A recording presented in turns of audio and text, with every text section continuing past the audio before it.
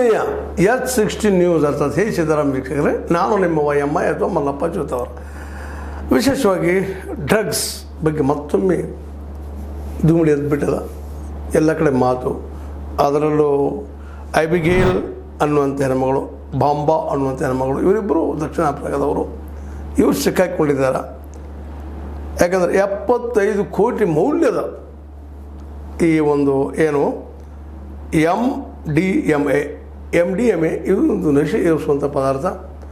ಇದನ್ನು ಸಾಕ್ಷಿ ಮುಂದೆ ಸಿಕ್ಕೊಂಡಿದ್ದಾರೆ. ಸಿಕ್ಕೊಂಡಿದ್ದು ದೊಡ್ಡ ಚರ್ಚೆ, ಜೋರ್ದಾರ್ ಚರ್ಚೆ.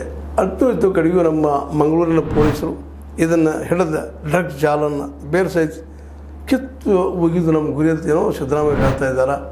ಅದು ಹಿಡಿದಕ್ಕೆ ಖುಷಿ ಪಟ್ಟಿದ್ದಾರೆ. ಮಂಗಳೂರು ಪೊಲೀಸರು ಒಳ್ಳೆ ಕೆಲಸ ಮಾಡಿದ್ದಾರೆ. ಅದಕ್ಕೆ ಸಿದ್ದರಾಮಯ್ಯರು ಶಬಾಷು ಹೇಳಿದ್ದಾರೆ. ಇನ್ನೂ ಅದರ ಇದು ಭಾಳಷ್ಟ. ಯಾಕಂತಂದ್ರೆ ಈ ಇಡೀ ದೇಶ ತುಂಬ ಡ್ರಗ್ಸ್ ವ್ಯಾಪ್ಸದ.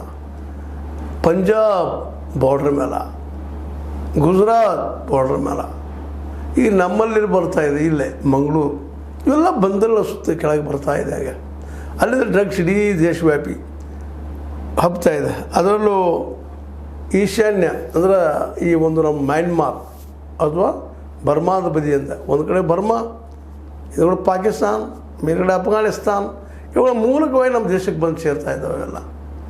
ಅದರಲ್ಲೂ ಮುಖ್ಯವಾಗಿ ವಿದೇಶಿ ಪ್ರಜೆಗಳು ಇದಂತಂದು ನಮ್ಮಲ್ಲಿ ಹಾಕ್ತಾಯಿದ್ದಾರೆ, ಡಂಪ್ ಮಾಡ್ತಾ ಇದ್ದಾರಂತ. ವಿದೇಶಿ ಪ್ರಜೆಗಳಂದ್ರೆ ಇವರು ಆಫ್ರಿಕಾ ಖಂಡದ ಜನ ರೀ, ಬಡತನದ ದೇಶಗಳು. ಅಲ್ಲಿದೆ ಈ ನಶೆ ಪದಾರ್ಥಗಳು ತಂದು, ಡ್ರಗ್ಸ್ಗಳನ್ನು ತಂದು ಮಾರೋದು, ಮಾರೇ ಗಂಟು ಮಾಡ್ಕೊಂಡು ಹೋಗುವಂಥದ್ದು. ಇಲ್ಲಿ ನಮ್ಮ ಅಧಿಕಾರಿಗಳು ಸಹಿತ ಅದಕ್ಕೆ ಸಾಕಾಗುವಂಥದ್ದು. ಹಂಗೆ ಬರ್ಲಿಕ್ಕೆ ಸಾಧ್ಯ ಇಲ್ಲ. ಇದು ನಮ್ಮ ದೇಶದಲ್ಲಿ ಇದೇನೋ ಈಗ ಮೊನ್ನೆ ಸಿಕ್ಕಿದ್ದು, ಅದು ಈಗ ಸಿಕ್ಕಿದ್ದು 75 ಕೋಟಿ ರೂಪಾಯಿ. ಇದಕ್ಕೆ ಹೆಚ್ಚಿನ ಮಾಲುಗಳು ತಾಡ್ತಾ ಇರ್ತಾವೆ. ಡ್ರಗ್ಸ್ಗೆ ಸಂಬಂಧಿಸಿದಂಥ ಅನೇಕ ಕೊಕೈನ್ ಆಗಿರ್ಬೋದು, ಮತ್ತೇನಾಗಿರ್ಬೋದು, ಇವೆಲ್ಲ ಅಂಥದ್ದು. ಅದರಲ್ಲಿ ವಿದೇಶಿ ಬಡ ದೇಶಗಳಿಂದ ಅವ್ರಿಗೆ ತರ್ತಾ ಇದ್ದಾರೆ. ಈಗ ಮೊನ್ನೆ ನೀವು ನೋಡಿದ್ರಿ ಬಂಗಾರ, ಅದು ಬಡ ದೇಶಗಳು ಬರುವಂಥದ್ದನ್ನ, ಅದು ನಮ್ಮ ದೇಶದ ಬಡನ. ಇಲ್ಲಿದ್ದಂಥ ಬಡವರು ನೋಡೋದು ಭಾಳ ಶ್ರೀಮಂತರು ಕಾಣ್ತಾ ಇರ್ತಾರೆ, ಕೋಟ್ಯಾಧೀಶರು, ಅಬ್ಜಾಧೀಶರು. ಆದರೆ ಅವ್ರ ದಂಧೆ ಅನ್ನೋದು ಇಂಥ ಕಳ್ಳದಂಧೆಗಳು.